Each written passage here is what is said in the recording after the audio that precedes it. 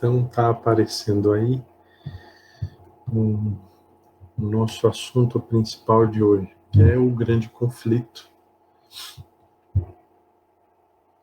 Então nós estamos aqui para lidar com um assunto que às vezes é, digamos, uma realidade que não está, é uma realidade que nós não enxergamos, né? Mas que a Bíblia apresenta com muitos detalhes e que acabou vindo então para o nosso mundo, né? Antes de começar, então, apenas uma oração bem brevemente.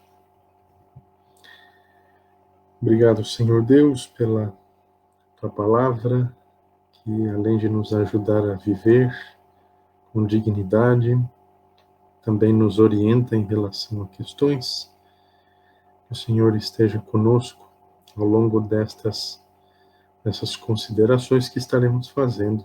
Nós te pedimos em nome de Jesus. Amém. Então, deixa eu acabar com uma provável fonte de barulho aqui. E agora, então, vamos iniciando um dos assuntos mais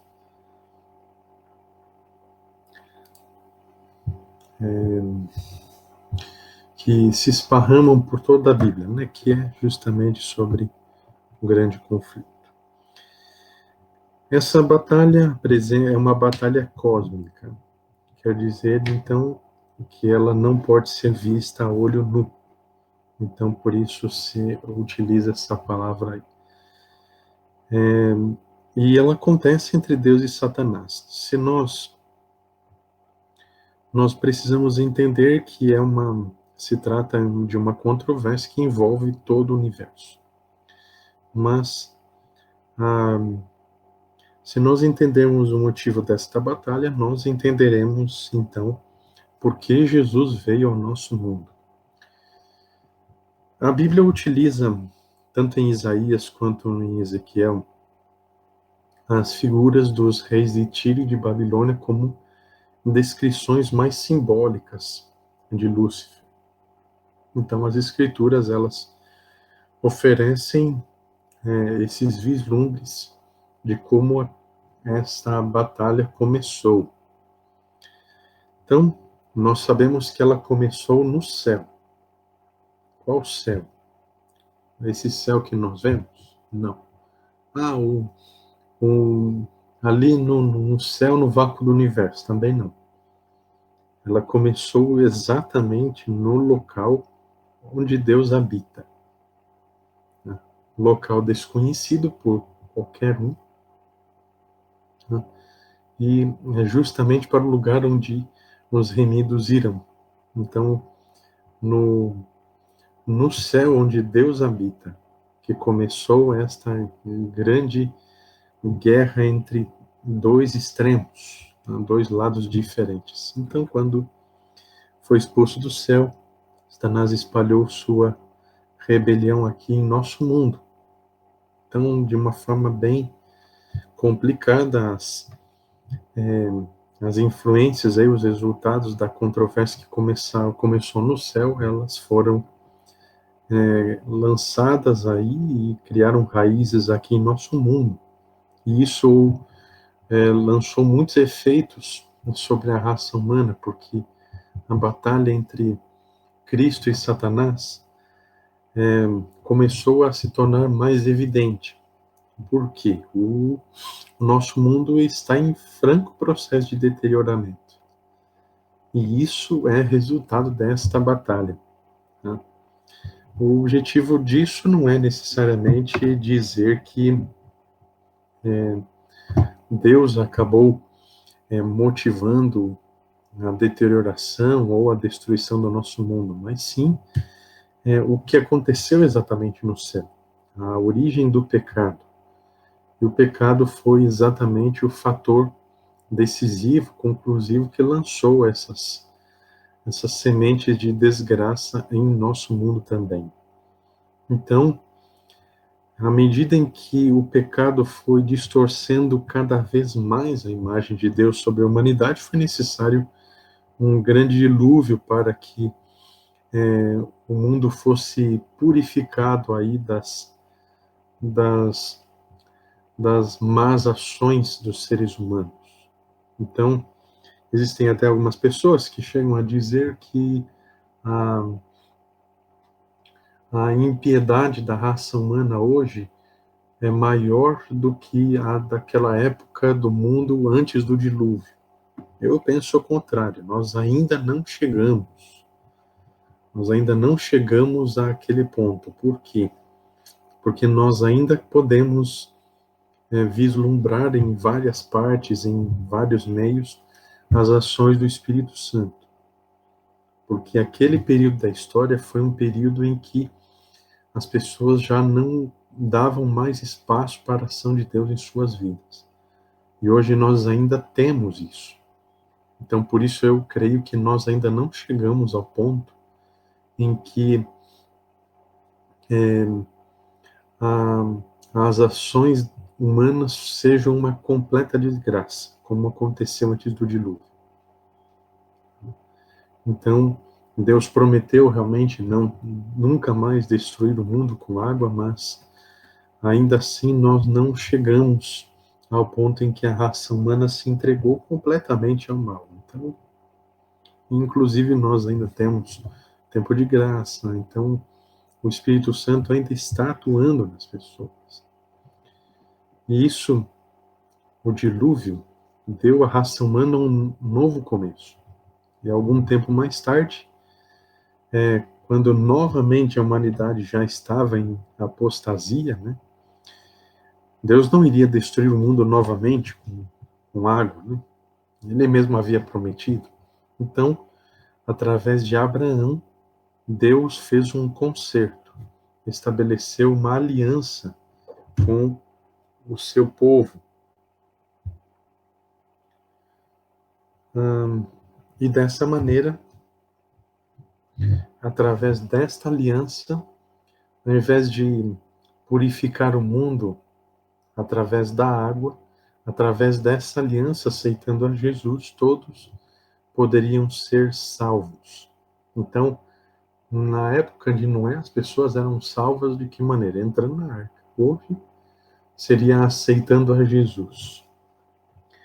Nós estávamos bem aqui nessa parte, e começando com esse ponto aqui, em que a Bíblia nos apresenta uma batalha cósmica. O que seria exatamente isso? É uma batalha de caráter universal, ou seja, que envolve o universo inteiro, e que ao mesmo tempo nós não conseguimos visualizá-la. Ela não necessariamente acontece igual às guerras do que acontece no nosso mundo, mas ela é um tanto mais ideológica. É como se fosse a Guerra Fria dos anos 70 aí, entre Estados Unidos e a antiga União Soviética.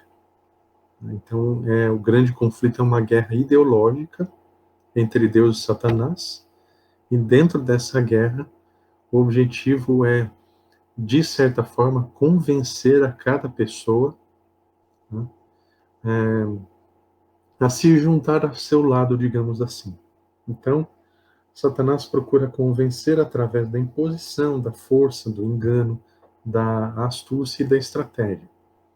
E Deus procura convencer de que maneira? Através da Bíblia, através da natureza, através de bons testemunhos de pessoas que já têm um relacionamento com Deus.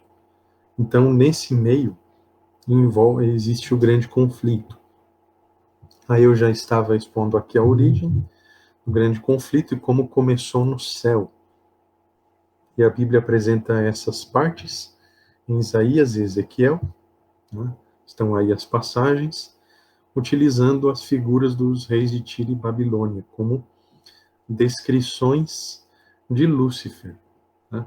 Ao mesmo tempo, eu preciso lembrar também que esses reis de Tiro e Babilônia, eles necessariamente representavam essas nações, eles realmente existiam. Tá? Até porque Isaías e Ezequiel, primeiramente, se referiam àqueles reis daquela época, e posteriormente, então, foi feita uma, digamos, reinterpretação, né, por ser uma profecia de um caráter mais apocalíptico, perdão, uma profecia não apocalíptica, então ela tem um certo caráter de repetição ao longo da história. Se fosse uma profecia apocalíptica, ela não se repetiria. Então essa aí é a característica aí dessas profecias. Então esses reis de Tiro e Babilônia realmente existiram, mas ao mesmo tempo, de forma figurada, são aplicados de uma outra forma, para se referir a Lúcifer na ocasião do momento em que, digamos, se tornou Satanás. Esfregando o tapete ainda, que era. E em seguida, como esse grande conflito exerceu um grande impacto sobre a raça humana. Então, uma batalha como essa, que começou no céu, de caráter mais ideológico do que de uma guerra física, literal, né? Embora talvez muitas pessoas acreditam que envolveu aí um contexto mais bélico, mas o nosso mundo e toda a humanidade sofreu com isso, porque o pecado, que é o principal problema aí relacionado ao grande conflito, distorceu a imagem de Deus na humanidade.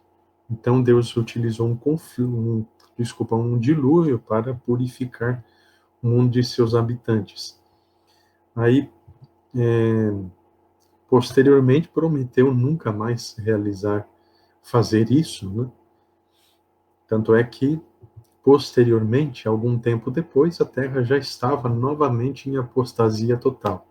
Os descendentes aí de Noé já haviam feito, havia uma descendência, né, mais direta dele, que havia preservado a, a verdade sobre o Deus verdadeiro, enquanto outros descendentes dele, de Noé, acabaram indo novamente por aquele antigo caminho de impiedade. Então Deus havia prometido nunca mais destruir a terra com água, mas desta vez, por meio de Abraão, fez um concerto, uma aliança. Todo aquele que fizesse parte dessa aliança seria, digamos assim, o equivalente à antiga opção de entrar na arca no tempo de Noé. Então, de Noé até Abraão, nós temos 10 gerações consecutivas de pessoas. Então, se passou muitos séculos aí até chegar-se a esse ponto. O que na Bíblia é apenas a troca do capítulo 11 do Gênesis para o capítulo 12, nós temos uma diferença aí de vários séculos, tá? 10 gerações de pessoas. Mas o que seria entrar nessa aliança de Deus? Seria o equivalente ao que conhecemos hoje como aceitar a Jesus como seu Salvador, como o Senhor da sua vida. Essa é a aliança de Deus com a humanidade. E Abraão, então, conforme aparece aqui no capítulo 12 do Gênesis, ele é a base, né, que Deus escolheu para abençoar todas as nações do mundo. Então, quando o verso 3 de Gênesis 12 diz: "Em ti serão benditas todas as famílias da terra", é exatamente isso. O conhecimento sobre o Messias, ou também sobre Jesus Cristo. Então, nós estamos fazendo uma referência ao Evangelho, ao plano da salvação. Então, Deus queria abençoar a todos os seres humanos com isso, mais especificamente, com a salvação. Porque o pecado, ele rompeu o relacionamento entre Deus e o homem. Aí nós temos uma outra definição, inclusive, de pecado em Romanos 14, verso 23. Tudo que não provém de fé é pecado. O que significa isso? A partir do momento que uma pessoa decide realizar uma ação pecaminosa, que é assim que acontece, apesar de, por mais que a mente leve muito pouco tempo para processar isso, é necessário, primeiramente, deixar de crer em Deus, é necessário passar a duvidar de Deus, para que aconteça uma ação pecaminosa. A ação lá de Adão e Eva ilustram perfeitamente isso. Eles ambos descreram do que Deus havia dito. Se eles tivessem mantido a fé deles naquilo que Deus havia dito, eles não teriam o quê? Caído em pecado. Então, o pecado é algo muito mais profundo que a própria ação. É necessário tomar uma decisão. A partir do momento que você planeja uma ação pecaminosa, como por exemplo, vamos pegar aqui o roubo ou o assassinato. É necessário planejar isso, né? Não vai chegar aí num determinado lugar e simplesmente matar alguém, a não ser que seja feito a sangue frio, né? Mas geralmente existe um planejamento. Por quê? Para logo em seguida se ocultar a identidade do culpado, né? Então, a partir do momento que se faz um planejamento como este para uma ação pecaminosa, o que aconteceu? Eu já duvidei do que Deus disse e ao mesmo tempo eu prefiro agir da minha maneira. Estou dizendo que eu quero ser independente. Então, quando eu faço isso por minha própria conta, em relação a Deus, o que eu estou dizendo na prática que eu não tenho fé em Deus.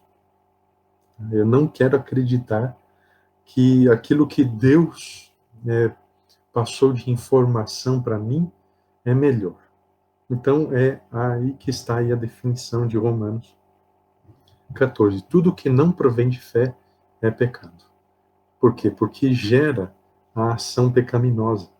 E além do mais, nós temos o pecado como natureza nossa. Então, para nós é muito mais fácil fazer aquilo que é errado que aquilo que é certo. Então, a transgressão dos mandamentos de Deus, ou das leis de Deus, como preferirem, é o resultado imediato da falta de fé. E isso acaba evidenciando que existe uma ruptura no nosso relacionamento. Por exemplo, quando uma criança vai fazer alguma traquinagem que ela sabe que é errado, o que ela vai fazer? Ela se oculta, ela fica escondida, ela vai e faz em segredo. Por quê? Ela precisa se distanciar dos seus pais. Por quê? Porque se permanecesse próximo, ela seria advertida. Então é necessário que as crianças, para que façam as coisas erradas, elas rompam com o relacionamento com os pais, para que eles não vejam, não percebam. E aí, dessa forma que fazem as coisas erradas, né? Então, através do plano da salvação, Deus pretende restaurar a confiança no Criador. Então, o objetivo disso é fazer com que nós confiemos em Deus novamente, né? Então, o plano da salvação, ele tem por objetivo restaurar a confiança nossa, como de seres humanos, no nosso Criador. Então, isso vai nos levar a um relacionamento de amor com Ele, né, que vai se manifestar através da obediência. Então, a obediência, ela é resultado do nosso relacionamento com Deus. Muitas pessoas, elas fazem o contrário. Primeiro começam com obediência para depois investirem num relacionamento com Deus. Eu vou obedecer a Deus para agradá-lo. Então, dessa forma, não se está indo pela sequência correta, né? Porque para obedecer a Deus é necessário fazer o que primeiro? Voltar a confiar nele, voltar a se relacionar com ele, e isso vai resultar em obediência. Você não vai amar em quem você não confia, você não vai se relacionar com uma pessoa que você não conhece.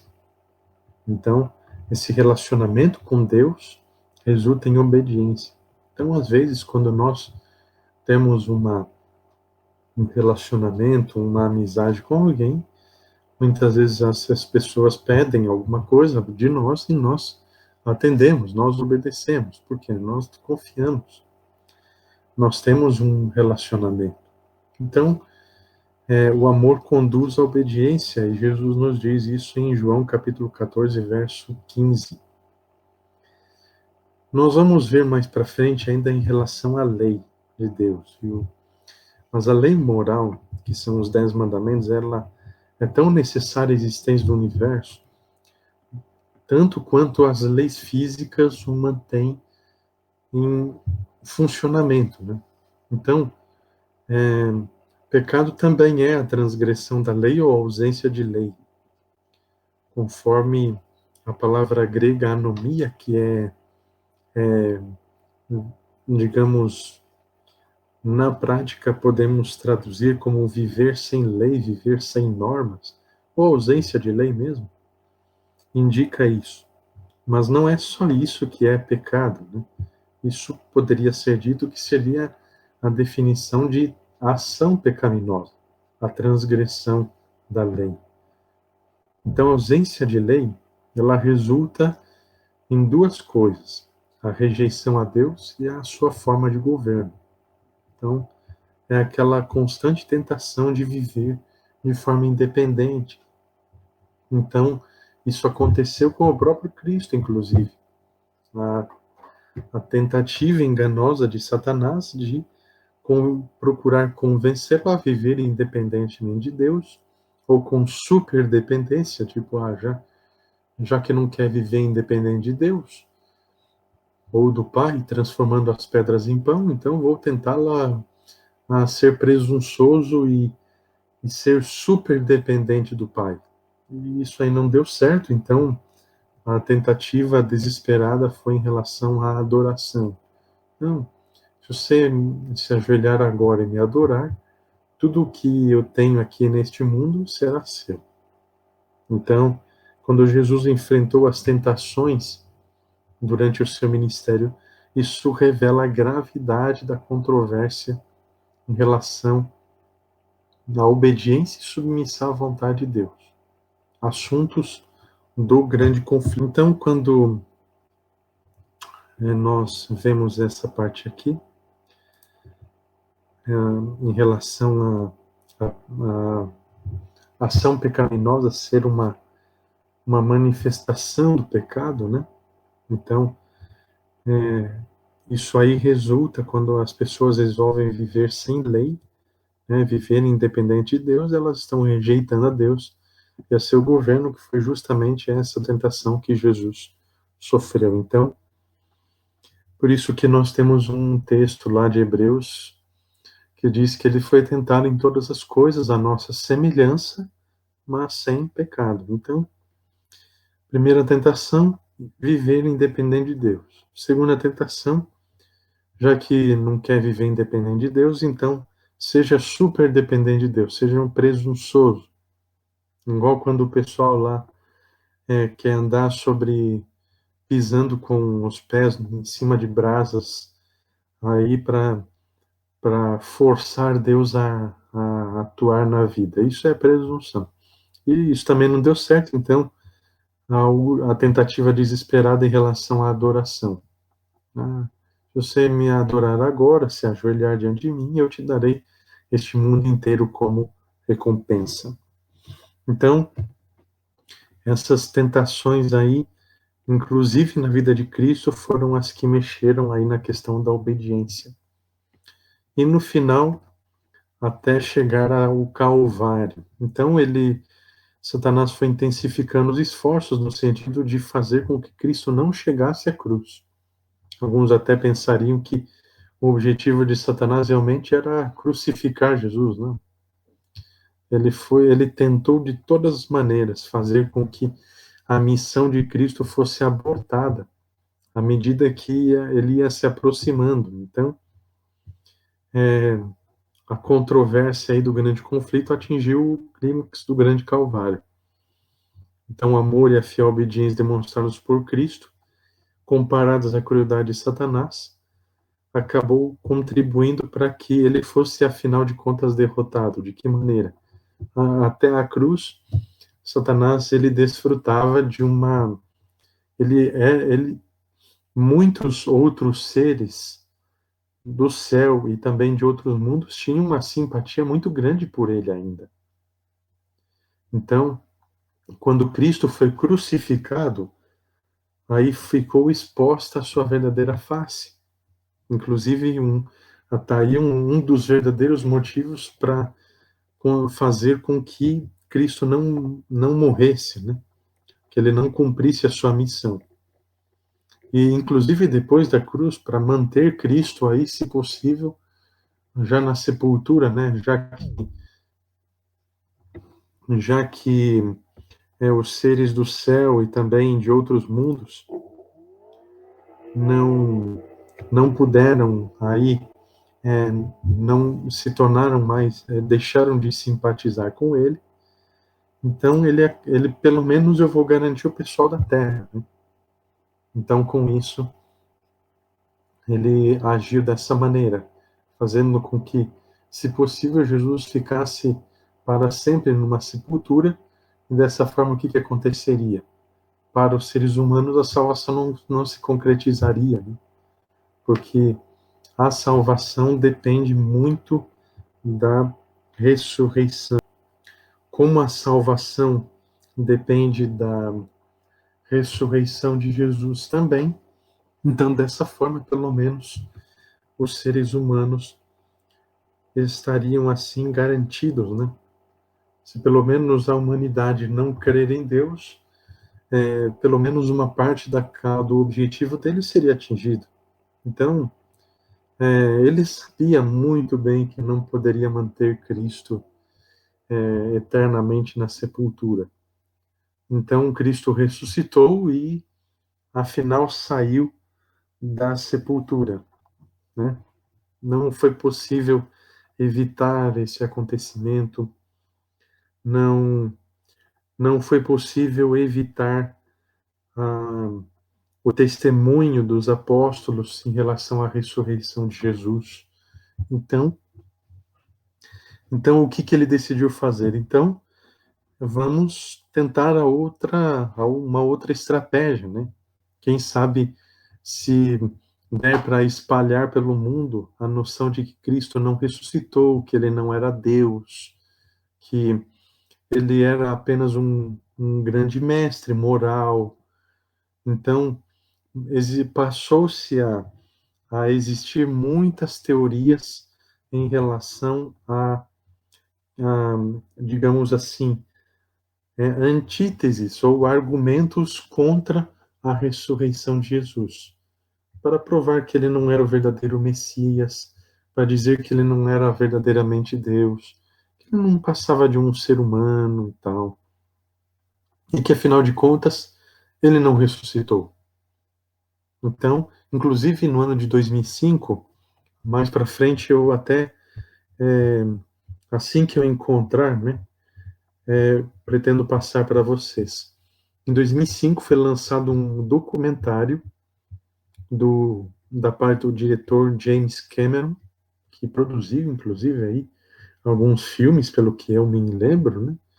E ele criou esse documentário, dizendo que haviam encontrado uma urna, através da arqueologia, com a ossada de Jesus. Então, ele apresentou toda uma argumentação através desse documentário, inclusive se eu achar o documentário também passo para vocês. Não no sentido de que nós vamos aprender coisas com esse documentário, mas nós ficaremos informados, né, de mais uma das teorias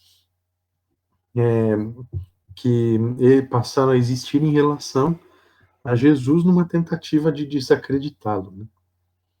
Então, eu vou procurar aí, mas com isso, o que aconteceria? A própria Bíblia ficaria desacreditada, porque a Bíblia afirma enfaticamente a ressurreição de Jesus.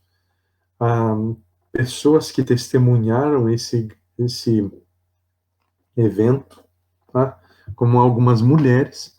Então, com o passar desses 2 milênios aí, muitos esforços foram feitos e ainda continuam sendo feitos para desacreditar a Jesus, desacreditar a tudo, né? Com o objetivo de desacreditar este livro especificamente, né? Que é um único livro que fala abertamente, diretamente sobre a ressurreição de Jesus. E todo esse esforço por quê? Para que dessa forma, pelo menos a humanidade não tome a decisão ao lado de Cristo e não seja salva, né? Então, dessa forma, o grande conflito está relacionado com a cruz do Calvário. Então, hoje, a grande controvérsia que se desencadeia aí em torno da autoridade de Cristo não envolve somente aos 10 mandamentos, mas também a própria Bíblia. Então, existem tantas abordagens de interpretação da Bíblia que acabam deixando pouco espaço para a revelação de Deus. Então, existem muitos teólogos liberais, né, que interpretam a Bíblia através da crítica histórica. O que é a crítica histórica? É um tipo de interpretação da Bíblia que, digamos assim, em relação ao livro de Daniel, por exemplo, a crítica histórica diz que não foi Daniel quem escreveu o livro e que foi outra pessoa, que ao invés de ter sido escrito em 600, a partir aí do ano 605 em diante, ou no sexto século, na verdade, o livro de Daniel foi escrito 200 anos antes de Cristo. Então, a crítica histórica funciona dessa maneira aí, né? E acaba resultando numa interpretação bíblica que distorce o seu verdadeiro sentido. Por quê?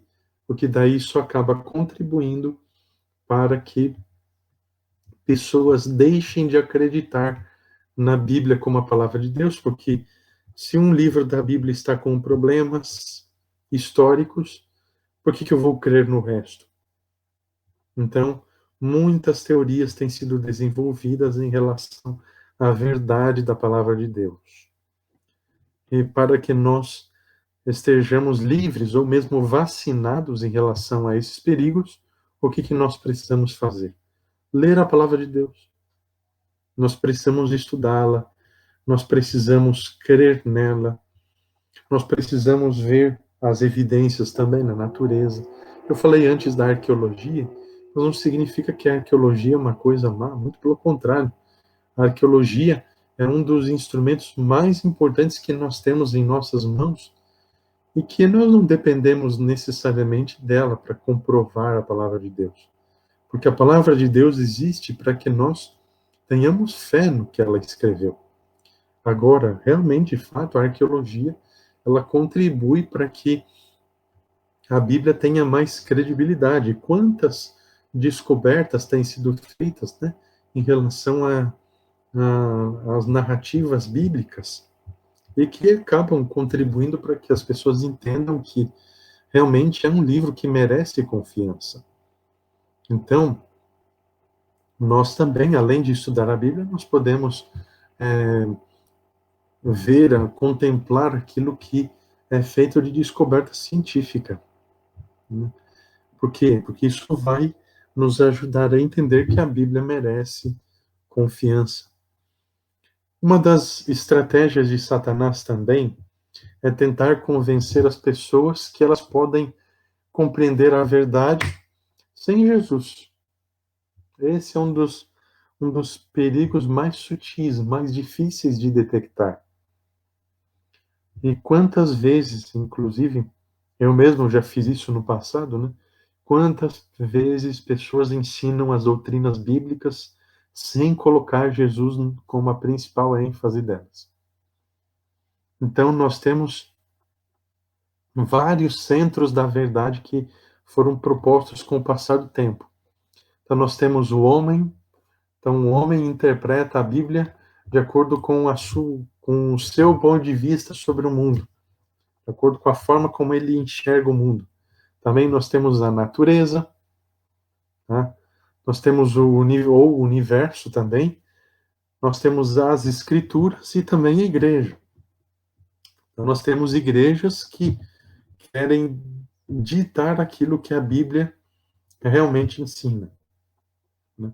Mas nesse caso aqui, dentre essas opções, as escrituras são o único meio seguro de interpretação. Parece até uma ironia, mas é verdade, porque a Bíblia, ela interpreta a si mesma.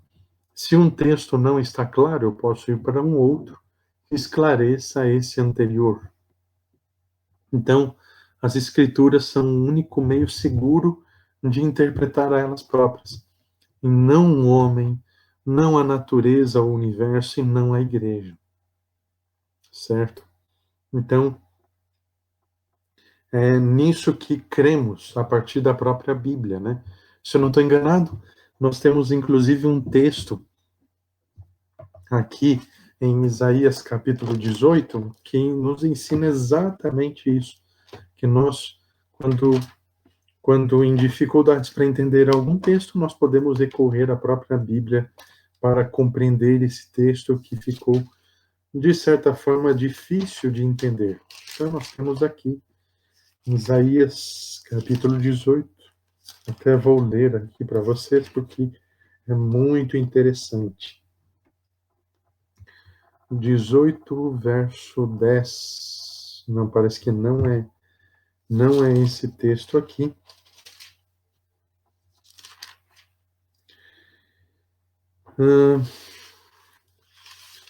Vamos ver se indo para o capítulo 28 eu encontro ele. Se não, eu procuro depois e passo para vocês.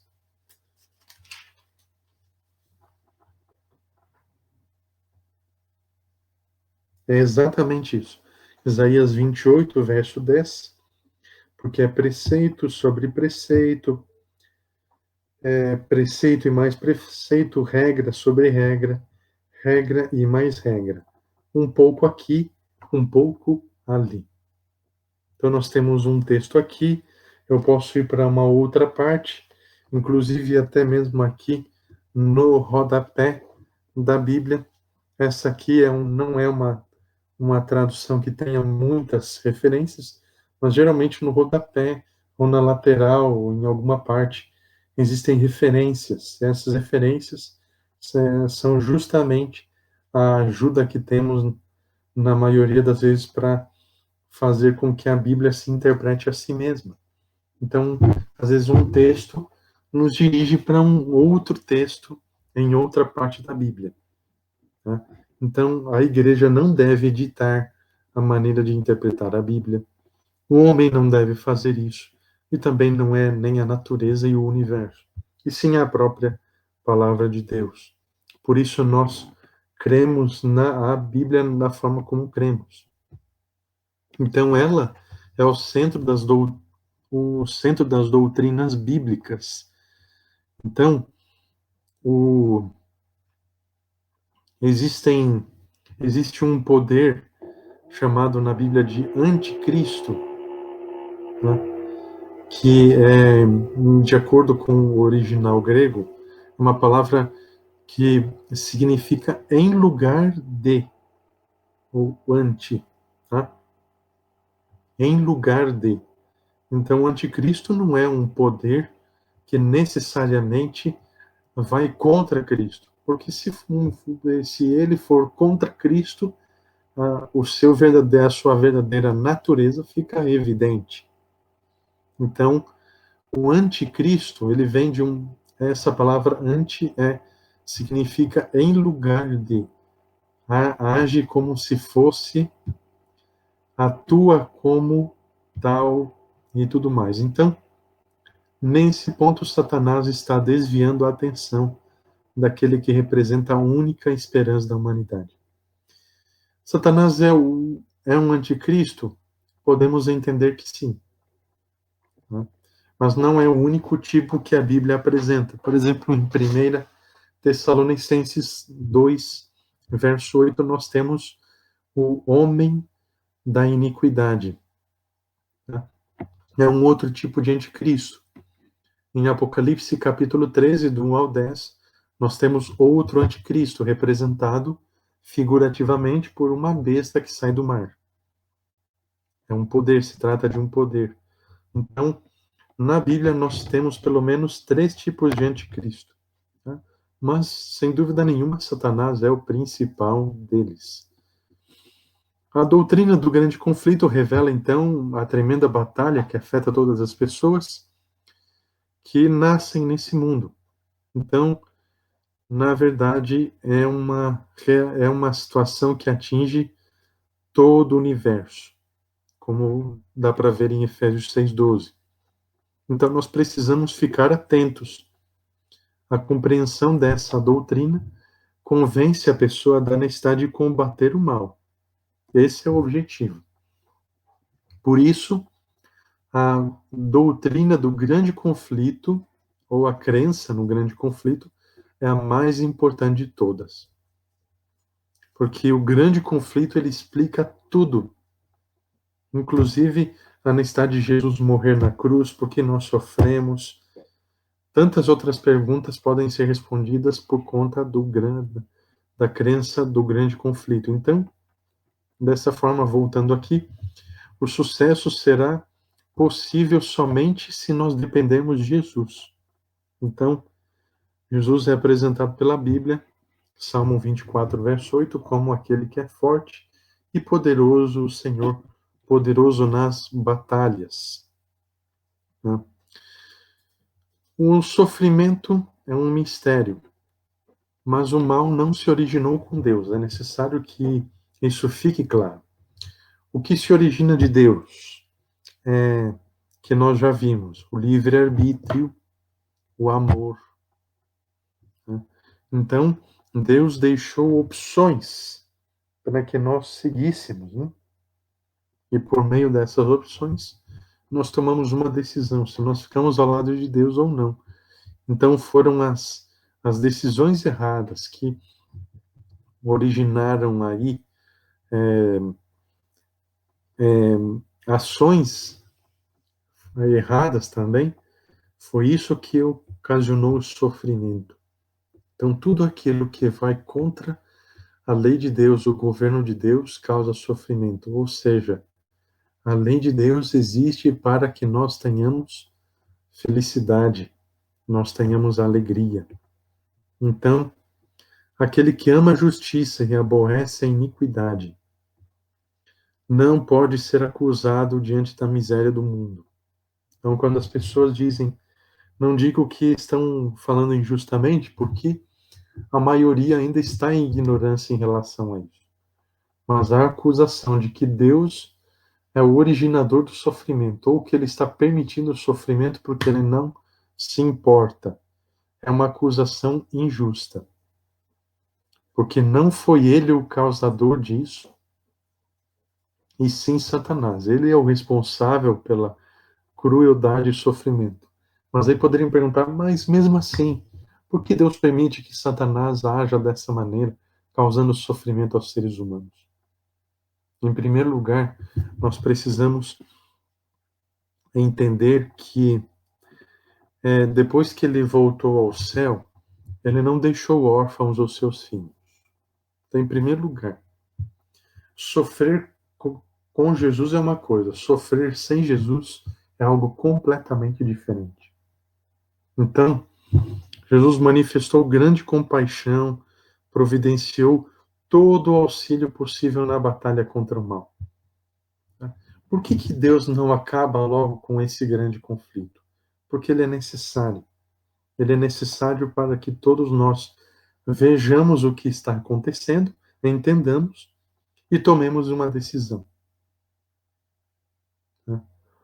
Deus poderia ter acabado com esse grande conflito da mesma forma como ele poderia ter destruído Satanás. Destruindo Satanás, acabaria o grande conflito, não é? Mas aí voltamos a uma situação muito peculiar. Ele destruindo Satanás, ficaria dúvida. Será que em algum momento Satanás não teria sido certo? Veja só. Só porque ele fez uma reivindicação lá e se tornou até rebelde por causa disso, ele foi destruído. Então isso teria causado dúvida na mente de muitos seres ao longo do universo.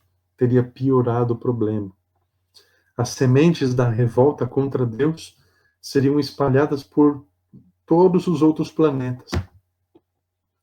Então, aí alguém poderia perguntar, mas será que... mas e o que a gente tem a ver com isso? Por que Deus decidiu jogar toda essa desgraça no nosso mundo? Não poderia ter jogado no outro? Essa pergunta, uma pergunta como essa, não é respondida pela Bíblia. Será que Deus escolheu o nosso mundo? Não poderia ter escolhido outro mundo? Veja, a Bíblia não responde uma pergunta como esta. Por quê? Porque a Bíblia é geralmente restrita ao nosso mundo. Então, existem coisas que ela não nos responde. Mas a única coisa que nós podemos dizer é que isso foi um dos resultados do grande conflito. E dessa forma, ao mesmo tempo que acontecia isso, Deus também queria provar a humanidade. De que maneira? Da mesma forma como Deus provou a Abraão. Deus provou a Abraão em vários momentos. Não porque ele não sabia o que Abraão faria, mas ele queria enobrecer, ele queria tornar nobre o caráter dele. Então, dessa forma, quando Deus permite o sofrimento, ele tem um objetivo. Ele quer que o nosso caráter volte a ser a imagem de Deus. O nosso caráter precisa voltar a refletir o caráter do nosso Criador. Então, veja, imagina como que seria a situação do nosso mundo se Deus acabasse com todo o grande conflito e tudo mais, e isso significaria, em outras palavras, nós não precisaríamos mais ter o livre-arbítrio, e Deus teria acabado com isso daí de maneira, digamos assim, até mesmo sem nós podermos exercer a nossa vontade. E o objetivo de Deus é que nós tenhamos o exercício da nossa vontade, que nós decidamos por Ele, não Ele fazendo força sobre nós para isso, mas que nós façamos isso por nossa livre e espontânea vontade. Então, dessa forma, mesmo o grande conflito acontecendo, Deus nos proveu auxílio nessa batalha contra o mal. Então, o Espírito Santo foi comissionado a encher-nos em favor de Cristo, representando nossa constante companhia até que Jesus retorne outra vez. Então, o Espírito Santo é como se fosse o próprio Cristo. A diferença é que ele não tem uma natureza humana como Cristo tem. Então, o Espírito Santo é como Jesus. Então, é como se fosse a mesma pessoa, de tão idênticos em caráter que eles são. Então, ele está conosco hoje e é ele quem vai permanecer ao nosso lado até que Jesus volte outra vez. Então, Jesus poderia ter acabado com o mundo? Poderia. Poderia ter acabado com Satanás? Poderia. Isso aí é muito fácil. Apenas com um estalar de dedos, apenas com um pensamento, apenas com uma palavra pronunciada por sua boca. O grande conflito teria deixado de existir. Satanás teria sido morto imediatamente, juntamente com todo o seu exército rebelde. Mas ele fazendo isso, permaneceria dúvida. Então, Deus está exercendo seu juízo de uma forma a que não fique nenhuma dúvida absolutamente. Então, dessa forma, enquanto Cristo está exercendo o juízo, o Espírito Santo está conosco, como se fosse um tipo de Cristo. Né? Na verdade, ele é o seu sucessor entre nós. Então, a salvação da humanidade estava em jogo durante o ministério morto de Cristo, porque ele veio para oferecer a sua vida para a remissão dos nossos pecados. Então, quando ele fez isso, ele reivindicou o caráter, a lei e o governo de Deus, o Pai, em relação às acusações que Satanás havia feito. Ok? Gente, então, nós ainda teremos mais outros estudos, né, desta sessão, mas eu acredito que por hoje vai ficar somente assim. E aí, na semana que vem, né, espero que as nossas conexões estejam melhores, né? A minha também ficou meio ruinzinha durante um tempo. Mas, se Deus quiser, para a semana que vem estará bem melhor. Então, estarei enviando aí esta gravação para o grupo.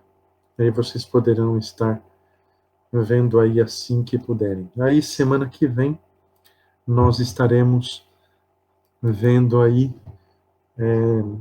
em relação a alguns assuntos bem importantes: vida, morte e ressurreição de Cristo. Também nós estaremos vendo sobre a experiência da salvação e, se tivermos tempo, nós estaremos começando a falar sobre a igreja. Então, estarei orando agora aqui para finalizar aí. Senhor nosso Deus, obrigado pelas suas bênçãos. Agradeço a Ti porque o Senhor deixou essas ferramentas tecnológicas em nossas mãos para que, dessa forma, continuemos as nossas interações e, ao mesmo tempo, aprendamos mais sobre a Tua Palavra. Que o Senhor nos abençoe a todos nós aqui do nosso grupo, nisto cremos. Eu te peço isso por amor e em nome de Jesus. Amém.